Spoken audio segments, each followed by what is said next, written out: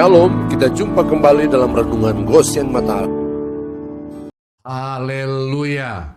Saudaraku yang dikasihi dan diberkati Tuhan. Renungan pagi hari ini bertema Jumpaan Pribadi dengan Tuhan. Bacaan firman terambil dari Ayub pasal 42 ayat 5 dan ayat 6. Demikian firman Tuhan. Hanya dari kata orang saja aku mendengar tentang engkau. Tetapi sekarang mataku sendiri memandang engkau. Oleh sebab itu, aku mencabut perkataanku dan dengan menyesal, aku duduk dalam debu dan abu.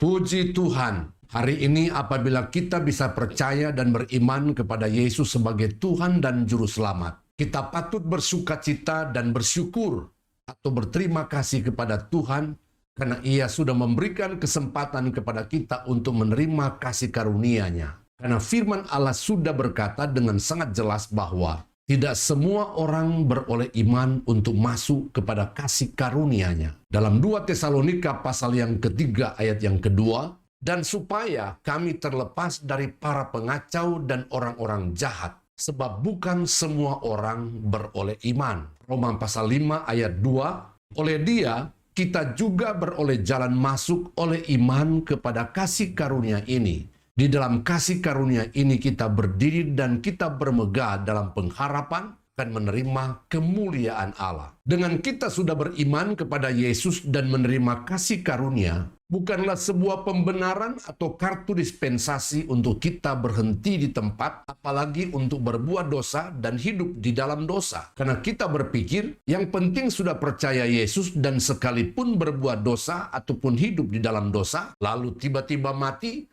maka pasti tetap masuk surga, karena sekali selamat, tetap selamat. Ingatlah saudara-saudaraku, kita tidak bisa berhenti hanya dengan percaya atau beriman kepada Yesus. Karena Tuhan Yesus sendiri yang mengatakannya bahwa bukan setiap orang yang berseru kepadaku Tuhan, Tuhan akan masuk ke dalam kerajaan surga, melainkan dia yang melakukan kehendak Bapakku yang di surga. Matius 7 ayat 21. Sebagaimana Ayub mengalami perjumpaan pribadi dengan Tuhan, sehingga terjadinya pertobatan dan perubahan hidupnya secara terus-menerus dan maksimal, maka pastikanlah bahwa kita sudah dan terus-menerus mengalami perjumpaan pribadi dengan Tuhan. Karena perjumpaan pribadi dengan Tuhan pasti akan berdampak kepada perubahan kehidupan dari hari ke hari dan pertumbuhan rohani secara pribadi. 2 Korintus 5 ayat yang ke-17.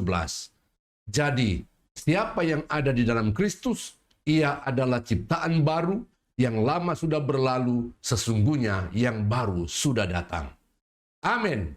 Tuhan Yesus memberkati.